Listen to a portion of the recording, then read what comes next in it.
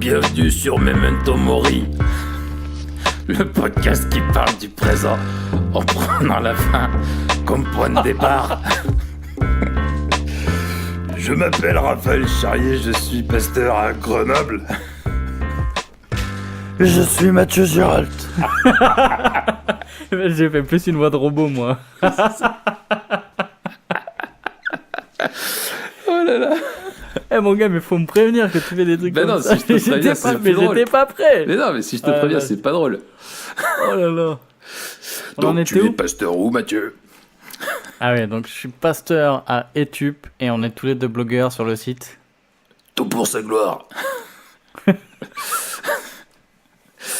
Tu es pasteur Bonne et tu introduction. portes de la fonte parce que t'es un bonhomme viril, c'est ça?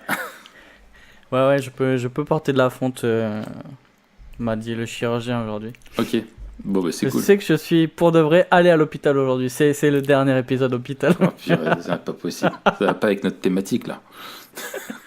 Non, ça va pas. Alors, il me tarde qu'on fasse un épisode sur la féminité un jour. Il me tarde d'entendre ton intro ce jour. Oui, parce qu'aujourd'hui on va parler de la virilité. Et c'est vrai que pour la féminité, il faudra peut-être qu'on invite une fille, parce que pour le coup, virilité, on a des trucs à dire, surtout moi. Toi, je sais pas ce que tu vas pouvoir dire, toi. mais Bah moi, j'ai rien besoin de dire en fait. c'est ça. Donc c'est bon, c'est bien parti. Donc le but n'est pas que de se balancer des vieilles vannes, mais ensemble de parler de la virilité. Parler de ça parce que c'est quelque chose qui est important, qui fait partie de l'identité de l'homme, quelque chose qui est vraiment malmené dans notre société et interrogé, qui est contaminé par des stéréotypes, par des préjugés et par des mauvaises compréhensions. Et nous, en tant que chrétiens, on souhaite réaffirmer l'importance de la virilité, mais avoir un référentiel qui soit biblique, centré sur Christ, et vivre ça. Et on souhaite être des hommes qui sommes des hommes, mais exprimer ça d'une façon qui est à la gloire de Dieu et non pas à notre propre petite gloriole. D'ailleurs, est-ce que tu fais une différence entre virilité et masculinité dans cet épisode? Alors, oui, parce que, en fait, je dirais... Alors, tu as raison, c'est hyper connecté les deux. Mais je dirais que la virilité... Alors, honnêtement, hein, on est comme d'hab, on en parle entre potes, j'ai pas trop cherché, même pas sur Wikipédia ce coup-ci. Mais en fait, il me semble que la virilité, je dirais que c'est plutôt la manifestation... les attributs extérieurs visibles qui mettent en avant la masculinité. Ouais, je dirais ça aussi. Ah bah c'est bien. Et du coup, en fait, je pense que c'est aussi très lié, il faut prendre en compte que c'est lié à la culture. C'est-à-dire, si je prends tu vois, un des films pour moi les plus virils, c'est Braveheart, tu vois, où Mel Gibson, tu sais, il devient un chef de guerre pour voilà, et il est en kilt, ouais, voilà, il est en robe. Alors, et c'est hyper badass dans son contexte. Chez nous aujourd'hui, tu te mets en robe, t'es pas viril, t'es travesti. Non mais c'est un kilt, c'est pas une robe. Tu mets un kilt, c'est quand même... Non. En fait, ça dépend la dégaine que t'as. Alors aujourd'hui, tu te mets un kilt, sauf si t'es écossais et que t'as un mariage, un truc traditionnel, ça passerait. Mais aujourd'hui, balade-toi en kilt dans la rue. Enfin, je sais pas chez toi, mais chez moi à Grenoble, tu te fais insulter, quoi. D'ailleurs, non seulement il a un kilt, mais il a les cheveux longs aussi. Il a les cheveux longs. Alors, ça d'ailleurs, tu vois, c'est revenu dans les quartiers. T'as vu, les mecs, ils ont tous d'un coup les cheveux longs maintenant. Ça, je sais pas comment ils ont fait. Ouais, mais franchement, PNL... c'est un truc qu'on se disait hier avec Alex aussi. Le coup du pantalon de jogging skinny. Oh, purée. J'ai du mal. Ouais, les jeans moulés, retroussés aux chevilles, où t'as l'impression que le mec moulé. il a pris le... C'est même pas moulant, c'est moulé. Oui, c'est carrément... ça, c'est moulé. Ils ont été faits sur toi, mais c'est oui, genre... c'est ça. Et ils ont été piqués dans le placard de ta femme ou de ta petite copine ou de ta sœur, tu vois, et ils mettent ça. Et ouais, enfin bon, bref. Bon, on tombe déjà dans des clichés, mais c'est vrai que la virilité, c'est en gros, c'est l'expression de ta masculinité dans la culture. Donc, en fait, dans la discussion, on va sans cesse basculer entre masculinité et féminité, quoi. Ouais, mais c'est dire aussi, tu vois, que cette question, elle est extrêmement mouvante. Parce que si tu prends ce qu'on a dit, tu vois, un peu pour rigoler, là, les cheveux longs et les jeans moulants, Ouais. quand nous on était au collège, c'était pas possible en fait. Tu Ah vois. non, non, non. Le- les seuls mecs qui avaient les cheveux longs, c'était les skaters et les surfeurs. Ouais, les hard rockers. Et ça passait ou le hard rocker, parce que ça passait parce que c'était extrêmement lié à leur tribu, entre guillemets. Ouais, puis ils étaient sales. Tu vois, c'était Mais des cheveux longs, voilà, c'est pas des cheveux longs brushingés comme ils font maintenant les mecs, quoi. ouais, maintenant, ouais, c'est clair, c'est un brushing. Mais bref, pour dire, ça change très très vite, quoi. Ouais, c'est ça. Ouais, les codes culturels sont vraiment mouvants et émouvants parfois, tellement ils sont tristes et ça part en live. Non, mais c'est vrai, il faut le dire. Alors, peut-être, si on commençait par là, pour toi, c'est quoi en fait de base, quelle était ta vision avant que tu sois chrétien? Et quand tu regardes le monde autour de toi, un peu en analyse, c'est quoi la vision de la virilité et de la masculinité, hein, parce que les deux sont liés, qui est véhiculée? En fait, tu vois, quand j'ai vu cette question, je me suis demandé, enfin, j'ai réfléchi, et Merci. je me dis que ça dépend pas, ça dépend pas mal de notre culture, hein, notamment de notre culture familiale, mais aussi de là où on a grandi. Ouais, Euh, et moi, je dirais qu'en fait, mon modèle de virilité, c'était mon père. Et c'était pas un modèle de virilité euh, caricatural, tu vois, genre muscles et tout machin. Moi, ce que j'ai toujours associé à la virilité, c'est le fait de faire ce que tu as à faire. Dire, tu dois taffer, tu dois prendre soin de ta famille, tu fais ton job à plein temps, quoi.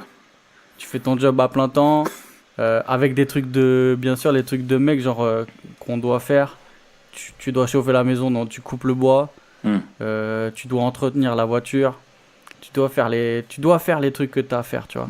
Mais c'était d'abord lié pas à l'image de l'homme en tant que lui-même, mais plutôt à la fonction de l'homme, pour moi, la virilité. D'accord. Et j'avais pas un délire, je sais pas, gros muscles ou bourrin ou quoi, mais c'est juste peut-être plus un truc lié à l'honneur, tu vois ce que je veux dire, un truc plutôt old school. C'est quoi un homme? C'est un mec qui a de l'honneur, qui tient sa parole et qui fait ce qu'il a à faire. Ouais. Et toi? Bah, moi, pareil, un peu, je te rejoins là-dessus. Mon père aussi m'a transmis pas mal ça. En plus, c'était, pour le coup, il était assez costaud. Et c'était, ouais, tâter les muscles de son père, tu vois. Et mon père, c'est le plus fort. Et un jour, il m'a raconté une bagarre qu'il a eue, etc. Enfin, tu vois, il y avait ce côté-là, quand même assez physique. Et le côté aussi du côté travail, du côté faire des choses difficiles. Ne pas renoncer à ça et voilà. Moi j'ai été quand même très très marqué par la culture parce que je regardais énormément la télé et quand j'étais petit pour moi être un homme c'était être Vegeta ou Sangoku quoi, tu vois. C'était mes héros, tu vois, ou les chevaliers du Zodiaque, ou enfin tu vois tous ces, il y a toujours eu en fait pour moi un côté très lié à la notion martiale, militaire. C'est pas pour rien qu'à 17 ans je suis parti à l'armée quoi.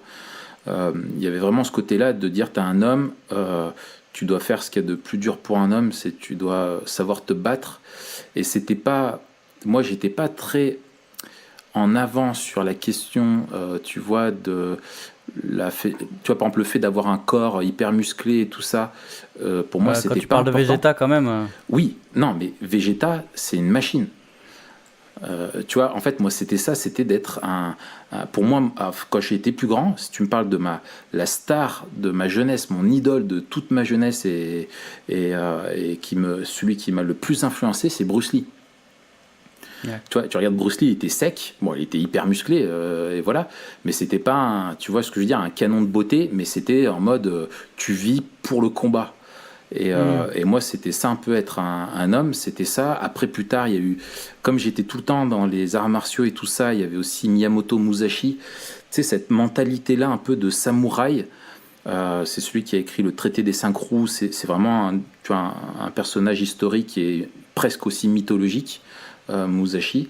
Et en fait, lui, c'était, tu vois, le Bushido, tu sais, toute la loi martiale où tu vis, tu t'entraînes pour être un combattant. Et il y avait même cette notion dans la virilité, de mépris des femmes parce qu'elles sont femmes. Et tu peux pas leur faire confiance et tu les mets de côté, elles sont là juste pour satisfaire tes besoins sexuels à un moment. Et ce qui compte, c'est le combat, la guerre, tu as été faite pour ça, et voilà quoi. Même, t'as été faite pour ça. Tu as été fait pour ça.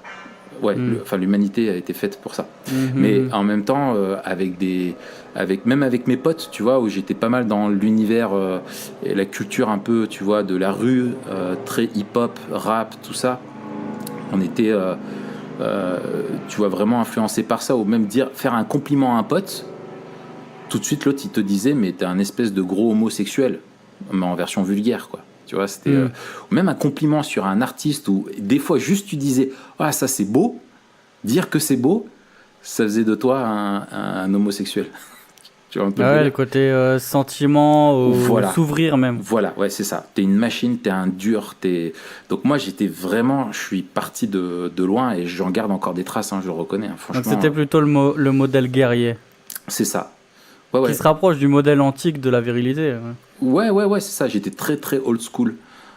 Et puis même, tu vois, quand tu vois des gars de ces grosses bagnoles, des lunettes, puis tu sais, le côté, la barbe très travaillée, très voilà, ou des mecs qui se faisaient plein de tatouages, tu sais, c'était en mode, mais ça, c'est pas des hommes.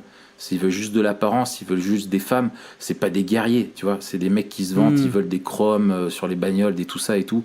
Un vrai homme, il s'en fout, il va dépenser son argent dans des armes ou dans s'acheter ou dans des entraînements difficiles ou tu vois ce que je veux dire, du matos de guerre, ou avec des potes on partait dans les bois s'entraîner au katana, tu vois, et avec des bokken, c'était des katanas en bois, et on passait nos journées à faire ça, à s'entraîner au combat, à taper dans les sacs de frappe et tout ça, et puis après le soir on fumait des joints, on buvait de l'alcool et on rageait sur le monde. Tu sais comment on appelle les bokken chez nous? Comment? Des branches. Des branches. Nous aussi, on en a dans les bois. Hein. Non, mais des bokken, c'est le katana. Non, mais tu dis un nom comme ça, tu vois. Mais ouais, non, mais c'est pas parce que tu connais rien et que toi, t'as fait une école d'art alors que moi, je m'entraînais dans les bois que voilà. Hein. Et d'ailleurs, et du coup, tu vois. Et quand j'étais en école d'art, tu devais être en 3e, toi, ta 8e année, non? C'est ça, exactement. Espèce de. T'en profites parce que t'es derrière l'écran en vrai, t'es pas en face de moi. Ouais, c'est ça. Moi, sinon, avec 2 doigts, je te tue. Mais ton fameux coup, le fameux coup secret là. C'est ça. Tu vois, c'est comme dans Ratatouille, non le mec qui monte toujours le pouce. Non, attends, moi je te parle de Kill Bill, le truc de guerrier, tu me parles de Ratatouille. Ouais, mais dans Ratatouille, il y a un vrai psychopathe aussi. C'est vrai? Oui, c'est vrai. Il y a un cuisinier, c'est un psychopathe. Ouais, enfin bref, on s'en fiche. Mais ouais, enfin voilà. Ok, du coup, vraiment vision guerrière. Ouais. Ok, ouais. Rambo, tout ça. Ouais, c'est ça.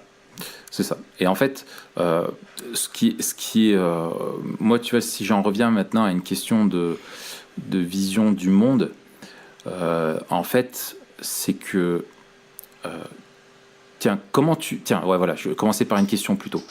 C'est qu'est-ce que c'est que la masculinité? Question hard. Non, mais attends, tu parles en général ou dans la Bible? Non, dans la Bible. Ah. Juste avant de répondre à ta question, je fais comme les politiques. Ouais. Une des raisons aussi pour lesquelles on parle de ça, on l'a pas dit, peut-être. Arrêtez de me couper la parole, s'il vous plaît, monsieur. C'est qu'il y a une espèce de regain aussi de mouvement. Enfin, mouvement, c'est peut-être un grand mot, mais en tout cas de personnages un peu virilistes. Et on parle de virilisme. Ouais.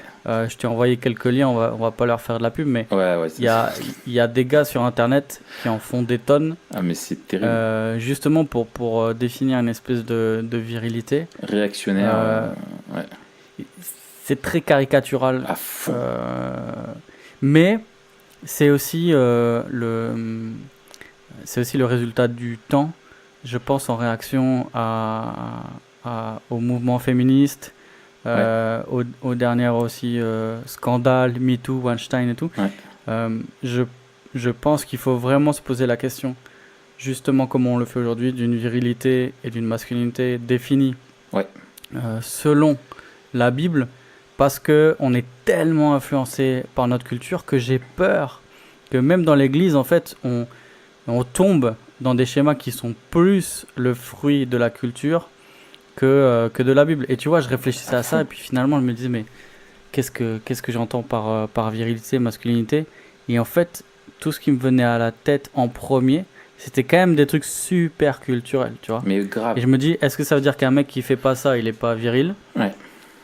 Déjà, moi, je fais pas la moitié de ce que je considère comme être des trucs virils, tu vois. Ouais, mais t'as une moustache, tu compenses avec ça?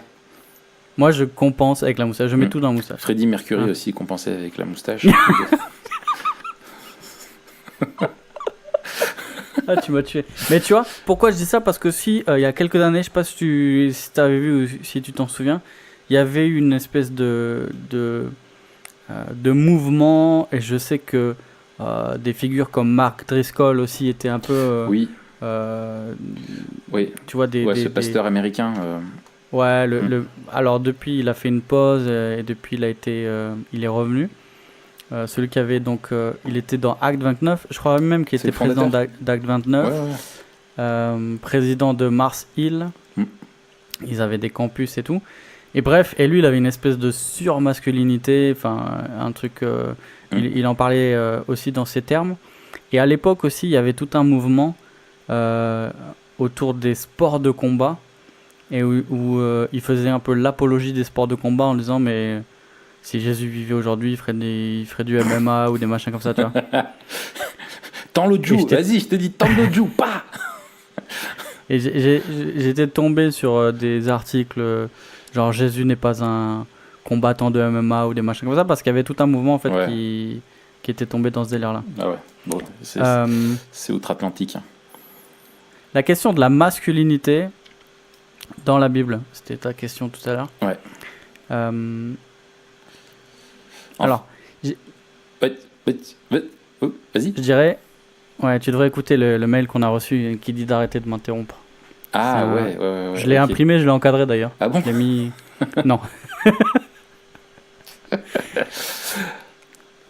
En fait, ce qui est étonnant dans la Bible, ce qui est étonnant, c'est grave, c'est qu'il y a assez peu de description de ce que devrait être un homme tel que nous on l'entend quand on parle de virilité. Et c'est pour ça qu'il faut se détacher des constructions culturelles ou des idées qui nous viennent en premier à l'esprit, parce que je crois pas que si on regarde la Bible et on se demande qu'est-ce qu'est un homme en reprenant les catégories culturelles de la virilité, notamment de tout ce qui est l'apparence de ce qu'un homme doit paraître, tu vois, pour être ou pour paraître un homme, on trouvera pas grand-chose. Je pense que c'est plus profond que ça. C'est clair.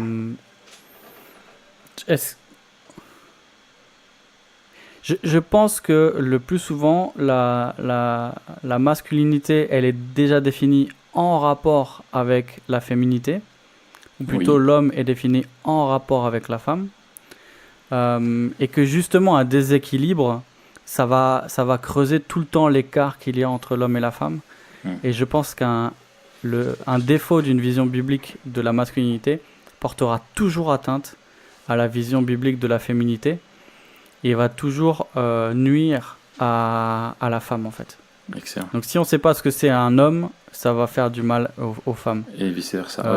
Ça c'est très vrai. Et c'est ce qu'on voit en fait aussi dans la société, c'est que en voulant lisser les questions et les isoler, c'est-à-dire qu'à la fois on veut définir ce qu'est une femme juste par rapport à elle-même et pas par rapport ni à la société ni aux hommes, et en même temps on veut qu'il n'y ait plus de différence entre les hommes et les femmes, et on veut lisser tout ce qui fait qu'on est un homme ou qu'on est une femme, et tout ça en fait ça amène soit la confusion, soit une division qui entraîne des abus quoi.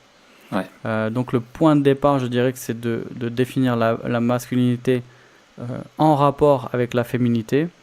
Et bon, il faut revenir à la création, il faut revenir en réaffirmant avec force l'égalité de valeur entre l'homme et la femme. Ça doit être le point de départ et vraiment le cadre qui guide toutes nos conversations. L'homme et la femme ont été créés différents, même sexuellement, mâle et femelle, mais les deux égaux. Et ça, on doit vraiment l'affirmer avec force. Ouais. Ah ouais. Moi, pour compléter ce que tu dis, c'est hyper important. En fait, pour moi, là où il y a vraiment un schisme, c'est que le monde te dit homme ou femme, tu le deviens. C'est vraiment existentialiste. C'est vraiment ce qu'on dit aujourd'hui, tu vois. Dans les débats du genre, on dit aujourd'hui, bah voilà, en gros, tu nais neutre. C'est pas parce que tu nais avec un physique mâle ou femelle que tu es dans ton identité psychologique mâle ou femelle. C'est quelque chose que tu dois construire au travers de tes relations avec les autres et ton rapport à toi-même. C'était Simone de Beauvoir, je me souviens, je suis retombé là-dessus il n'y a pas longtemps et ça m'a fait vraiment tilter, où elle disait on ne naît pas femme, on le devient. Je ne sais pas si tu connais, c'est assez célèbre. Ouais. Et en fait, c'est ça. C'est en gros, le monde te dit, bah voilà, tu dois devenir être un homme. C'est l'injonction, sois un homme. Et avec les réactions que certains peuvent avoir là-dessus, tu vois, en disant, faut rejeter ça, je choisis ce que je veux être, etc. Et la Bible, en fait, moi, si je devais décrire la masculinité comme la féminité, je dirais, avant toute chose, c'est un don. C'est que tu es créé homme, tu es créé femme, tu es créé masculin, tu es créé féminin. Et donc en fait, tu n'as pas à devenir ce que tu es déjà, tu l'es, tu es un homme. Et donc la masculinité, vraiment, moi je le vois comme ça, vraiment, et comme ayant été donné par Dieu à l'homme, si on reste dans le cadre de la masculinité, pour simplement remplir les missions que Dieu lui a données dans le cadre du mandat culturel, c'est-à-dire avoir ce rôle de leadership, de travailleur, de retransmission, de pédagogue pour les autres générations, tu retrouves ça qu'il a donné à Adam, c'est ce côté un petit peu comme mission en tant qu'homme qui devait après transmettre à sa femme, c'est ce côté un peu conquérant. Tu vois, remplir le monde, tu vois, de la gloire de Dieu, cultiver le jardin jusqu'aux extrémités de la terre, tu vois. Il y avait ce côté un petit peu d'aventurier où il partait, et puis en même temps de protéger, tu vois, de veiller sur le jardin, sur Ève, etc. Et donc ça, tu vois, c'est des dons que Dieu nous a fait et qui sont... Et alors moi, je suis sensible à ça, c'est que Dieu l'a donné, ce don-là, pour qu'il soit retransmis aussi de génération en génération. C'est-à-dire que, tu vois, en fait, quand tu es homme, après quand tu deviens père, tu dois transmettre à tes enfants, alors à ton fils, tu dois lui transmettre vraiment que la masculinité, elle n'est pas faite pour être autosuffisante, mais elle est faite pour être complétée, notamment de la féminité, et qu'elle est dépendante pour se construire du regard de Dieu et d'être conforme à Dieu, et aussi pour l'éduquer à être un homme comme il doit être, et en même temps, pour une fille, si tu es père et que tu as une fille, de transmettre à ta fille ce qu'elle doit attendre et rechercher chez un homme, tu vois, en tant que valeur, je veux dire. Et en gros, souvent notre société se demande si on est des hommes à la hauteur. Et en fait, oui, en fait, si tu es un homme, tu es à la hauteur, c'est un don de Dieu, tu es un homme. Donc c'est justement plutôt l'idée de dire comment être un homme et c'est quoi, comment est-ce que Dieu définit l'homme. Et c'est clair qu'on est dans un cadre où l'image de la masculinité qui est ce don de Dieu fait à celui qui est donc homme, c'est quelque chose qui est complètement altéré et perverti dans sa façon de le voir, et c'est ce que tu mentionnais notamment dans le rapport par rapport aux femmes, quoi. Absolument, et je pense que c'est aussi, alors là je vais un peu loin, mais c'est, je pense, un peu l'impasse des mouvements égalitariens Hmm. qui ne reconnaissent aucune différence dans les rôles de l'homme et de la femme Ouais. et qui rejoignent un peu la conception culturelle Hmm. contemporaine, en fait, qu'il n'y a aucune distinction ni de valeur, ça on est d'accord et on le rappelle, Hmm. mais non plus dans les rôles entre les hommes et les femmes. Ouais. Alors qu'il me semble que justement, ce qui fait pleinement une femme et ce qui fait pleinement un homme dans la Bible, c'est dans le rôle qu'ils jouent, tous les deux, l'un envers l'autre et tous les deux devant Dieu. Ouais.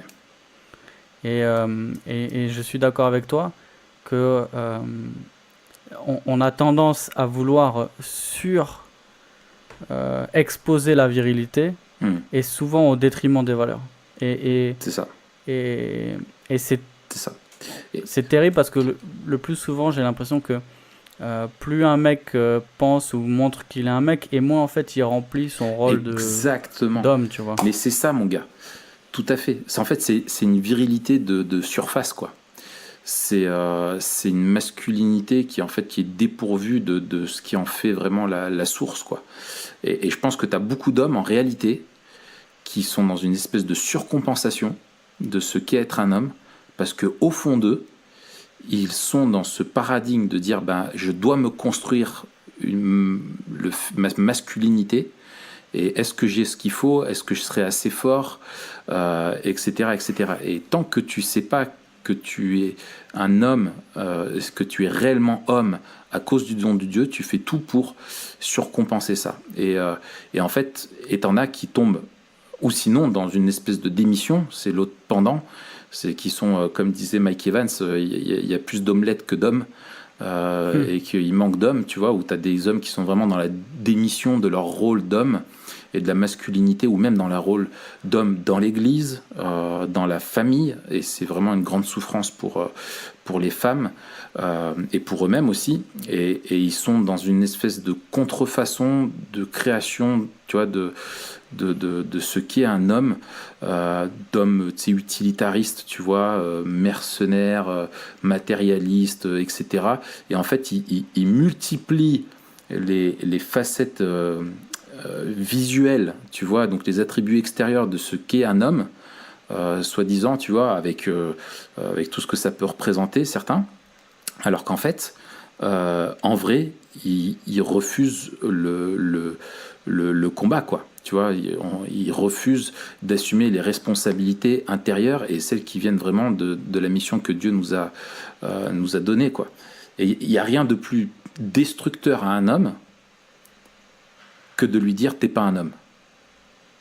T'es d'accord ou pas? Enfin, tu vois, mais d'ailleurs, c'est le pire des trucs. femmes, Quand tu dis à un autre t'es pas un homme, c'est la pire des insultes. Enfin, en tout cas, à moi, ça serait le pire des trucs qu'on puisse me dire, quoi, tu vois, où t'es un lâche, où t'es, voilà, et ça c'est terrible, alors qu'en fait tu es un homme, et c'est plutôt d'apprendre à se conformer à ce que Dieu nous a dit et nous dépouiller de cette vision de la masculinité, enfin, et de la virilité qui est celle de notre culture, pour retrouver vraiment celle qui est de Dieu. Ouais. Mais c'est un levier qui a été utilisé aussi au niveau culturel. On visitait, je sais plus quand c'était, je sais plus où c'était. C'était un musée sur la Première Guerre mondiale. Ouais. Et les hommes qui n'étaient pas allés au combat, dans la rue, des jeunes femmes, dès qu'ils les croisaient, épinglaient une fleur blanche, je sais plus laquelle il s'agit, mais c'était pour leur signifier tout leur mépris parce qu'ils avaient voulu échapper à leur devoir. Ouais. Et c'était vraiment la manifestation de ça, de ce que tu dis. Ouais. T'es pas un homme, t'aurais dû être au combat. Il y en a qui sont en train de se battre pour nous. Et toi, tu préfères ne pas y aller. Et donc, il y avait ce truc-là. Et ça me rappelle aussi un sketch sur lequel je suis tombé là, d'une humoriste, une jeune humoriste. Et c'est exactement ce que tu disais. Elle Elle disait, mais des fois, on aimerait bien être un homme, c'est plus facile, machin et tout. Elle dit, mais on perdrait notre argument principal et notre levier principal. Le fait de, quand ils font pas ce qu'ils doivent faire, ou alors quand ils font pas ce qu'on a envie qu'ils fassent, la phrase magique, non mais t'es un homme ou t'es pas un homme. Ouais. Tu vois, le truc qui va faire que, genre, sois un homme, tu vois. La petite phrase qui fait que tu vas te bouger. Et je pense que parfois, c'est salutaire, en fait. Tu vois, qu'on nous rappelle qu'on a des responsabilités à remplir. Et tu vois, en réfléchissant à ça, en réfléchissant à la vision biblique de la masculinité, je me suis dit, mais vraiment, notre modèle, c'est Jésus. C'est clair. C'est Jésus. Mais tu vois, quand j'ai réfléchi, au début, je me suis dit, mais est-ce qu'on n'a pas noyé la masculinité de Jésus dans une espèce d'universalité? En fait, on a oublié que c'était un homme. Oublié le genre, que c'était un masculin. Il a représenté l'humanité. Tout à fait. Ce que je veux dire. Ouais.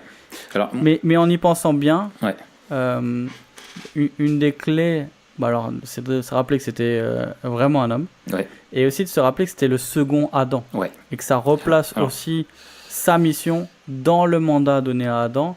Et je veux dire, le premier homme était presque le plus homme des hommes, puisqu'à un moment donné, il n'y avait même pas de femme en face de lui. Voilà. Mais le deuxième homme était encore plus un homme.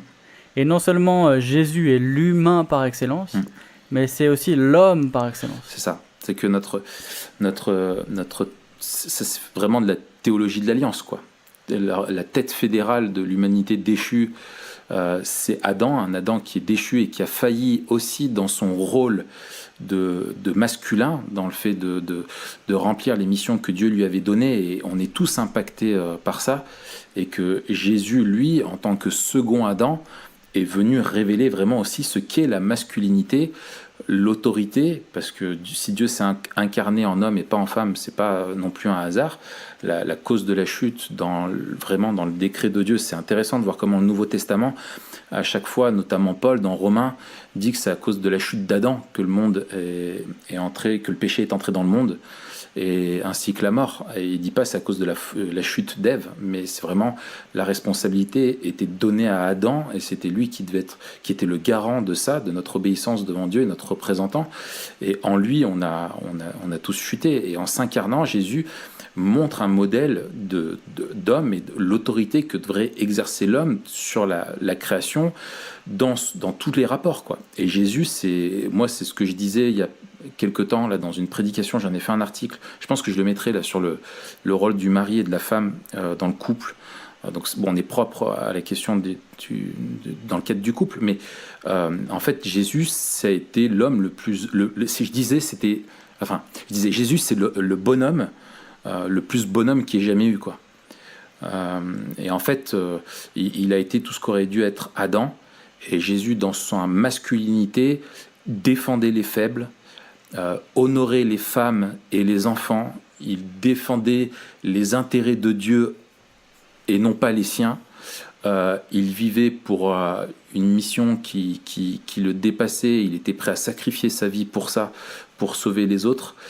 C'était pas un lâche, il était vraiment courageux quand il fallait, il était doux quand il fallait. Et si un homme aujourd'hui veut savoir c'est quoi un homme viril, le seul repère ultime, c'est celui de Jésus, quoi.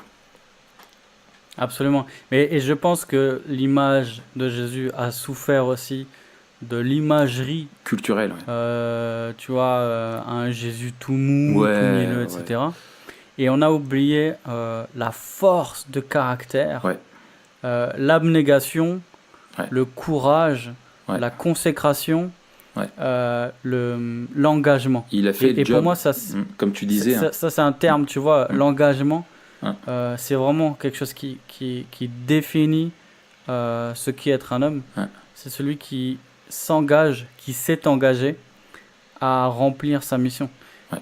Et vraiment, en Jésus, on a l'exemple parfait, qui transcende non seulement les cultures, les attentes aussi, et surtout qui désarme toutes les conceptions qui sont liées au péché.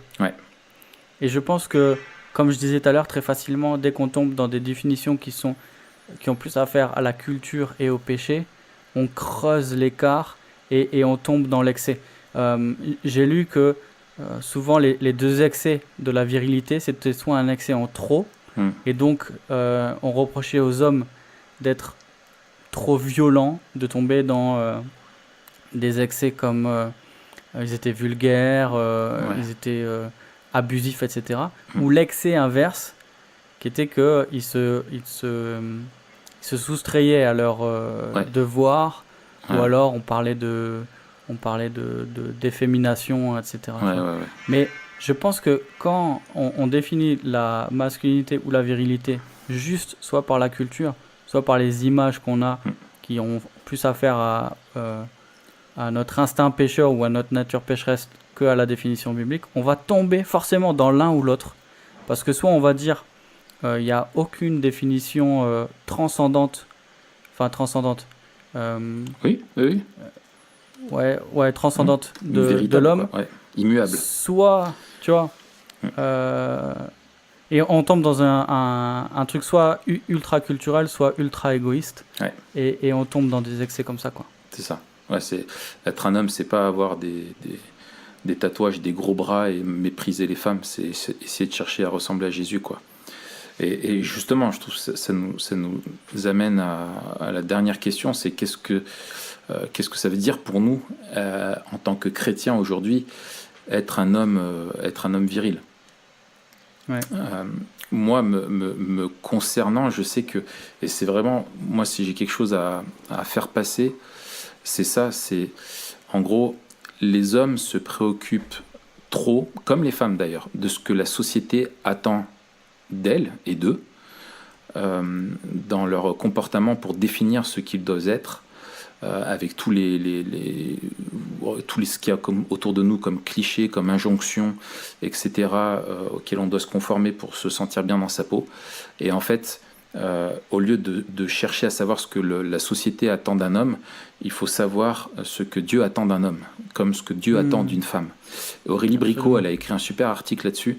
Et en fait, pour moi, c'est ça, c'est que on ne doit pas avant tout regarder autour de nous, mais regarder en fait dans les Écritures, au modèle de Jésus, pour pouvoir recouvrir une masculinité qui est biblique et qui va pouvoir confronter les clichés et même, je crois, grâce à la grâce commune et au témoignage de la vérité, rend un excellent témoignage.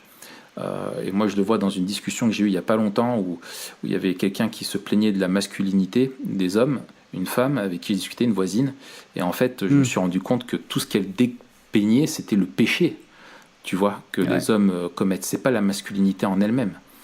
Et en fait, finalement, par l'œuvre de la rédemption, le chrétien doit tendre à être le plus masculin des hommes, tu vois. On est... et je rebondis. Vas-y. Je pense que une de nos missions en tant que pasteur, en tant que responsable, en tant que grand frère aussi dans la foi, c'est d'aider les hommes plus jeunes et même les garçons ou les adolescents à justement définir une masculinité qui soit profondément biblique. Parce que souvent, je pense qu'il est trop tard, tu vois. C'est ça. Qu'on a une défaillance, soit d'un côté, soit de l'autre. Et après, on a des dégâts dans les familles, quoi. Ça se joue dès la petite enfance, t'as raison. Moi, je vois avec mon fils Sam, on a un petit rituel, tu vois. C'est que à chaque fois, je lui pose la question, je lui dis, mais quand on fait des choses difficiles, entre hommes, je lui dis, pourquoi est-ce qu'on doit faire cette chose qui est difficile? Et maintenant, il a compris. Alors, tu vas me dire, c'est de l'endoctrinement. Mais il a compris la réponse que j'attends. C'est, on fait des choses difficiles pour devenir fort et courageux. Et alors ça, je le dis, tu vois, en fait, on a inventé ça entre lui et moi. Enfin, je lui ai proposé ça quand on faisait une randonnée un jour. Où il y en avait marre, mais on avait un objectif. Et donc c'était, bon, on fait des choses, voilà. Mais aussi, on fait des choses difficiles pour être fort et courageux, dans le sens où c'est en se confrontant à nos missions, c'est ça mon message, que finalement on devient ce qui est vertueux. C'est ça ce que je veux lui faire passer derrière. Et bon, quand on est petit, je lui fais passer comme ça. Mais en gros, mais ça, je lui répète ça, par exemple, à un moment donné, je lui dis range ta chambre. Et il y avait un bazar pas possible dans sa chambre. Et je lui dis, Samuel, comment est-ce qu'on devient fort et courageux? En faisant des choses difficiles. Et ranger sa chambre quand on n'a pas envie, c'est vraiment difficile. Mais c'est comme ça qu'on se forge le caractère. Tu vois, c'est en faisant vraiment les missions que l'ordre attend de nous. Et quand je parle de l'ordre, je parle de la volonté de Dieu. Tu vois, c'est en cherchant à répondre à l'autorité de Dieu qu'on apprend à devenir loyal, qu'on apprend à devenir engagé, comme tu disais, qu'on apprend à faire face aux dangers, qu'on apprend à l'intégrité, à porter nos responsabilités, etc. Et c'est ça qui doit nous rendre virils. Et quand on assume ces choses-là, c'est notre virilité, elle doit porter ces marques-là, c'est-à-dire d'hommes et des femmes qui se font confiance, enfin en tout cas d'hommes, pardon, pas d'hommes et de femmes, mais d'hommes qui font confiance à Dieu pour suivre le modèle de Jésus. Et le dernier truc que je voudrais dire là-dessus, c'est qu'en fait, on a besoin, quand on revient à Jésus pour être un homme viril, on a besoin de la vie de Jésus, de son modèle, mais on a aussi besoin de sa mort. Et on a besoin de sa résurrection, dans le sens où, en fait, Jésus n'est pas juste un modèle qu'on doit imiter, mais il est celui qui est mort pour nous racheter de notre masculinité vécue selon la chute, et qui rachète par la vie nouvelle qu'il met en nous, et qui nous rend capable de vivre une nouvelle humanité. Et en fait, c'est un homme viril, c'est avant tout un homme qui s'est s'humilier devant la croix, qui s'est laissé façonner par Dieu, qui se fait briser, qui se met au service de sa femme, qui se met au service des plus faibles, qui se met au service de son Église, qui est prêt à se mettre en danger pour des questions de justice, de vérité, d'amour de l'autre, et qui fait face à ses responsabilités, quoi. Amen. On a besoin de la mort de Christ, on a besoin de la résurrection de Christ, on a aussi besoin de l'esprit de Christ. Et un homme viril aussi, c'est celui qui déploie le fruit de l'esprit. Fruit de l'esprit qui est commun à tous les chrétiens. Mais je pense que sans lui, dans ce que Dieu nous demande en tant qu'homme, on ne peut pas le remplir. Notamment la question de la maîtrise de soi. Je pense qu'en termes de virilité, ça c'est un des aspects dont on a vraiment besoin. La douceur, mon gars. Le fruit de l'esprit, c'est la douceur. C'est pas un fruit féminin, c'est un fruit masculin. Et d'ailleurs, je t'ai déjà dit que je te trouvais super sympa. Là, c'est pas la douceur, c'est de la flatterie. Et par contre, c'est un péché. Ah, mince, je me suis planté. J'ai encore des progrès à faire. Ouais, c'est ça. Et un truc auquel je pensais aussi juste avant de conclure avec ma définition de l'homme viril, mais qui sera à peu près la même que toi. Vas-y. C'est que on pourrait penser être un peu découragé quand on lit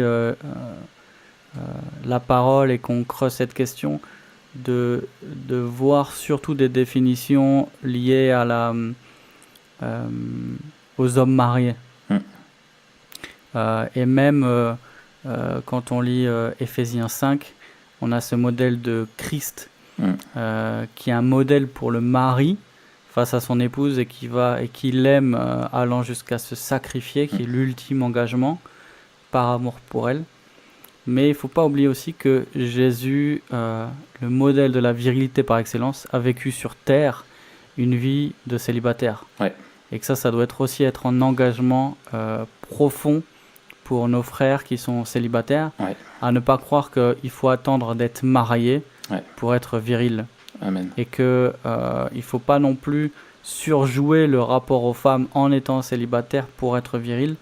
Il y a une virilité qui se joue dans l'intégrité d'une vie devant Dieu, et on a l'exemple parfait en Jésus-Christ.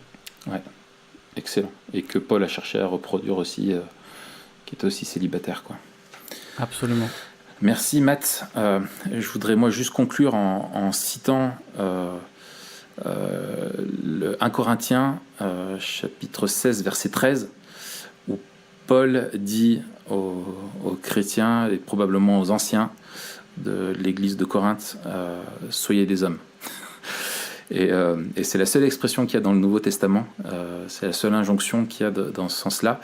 Et je te dis simplement ce que dit Henri Briand. Il dit, c'est la seule fois que cette expression apparaît dans les Écritures. Il décrit une personne ayant atteint la maturité et qui possède le courage et la stabilité d'un homme fait. Que Dieu nous aide. Magnifique.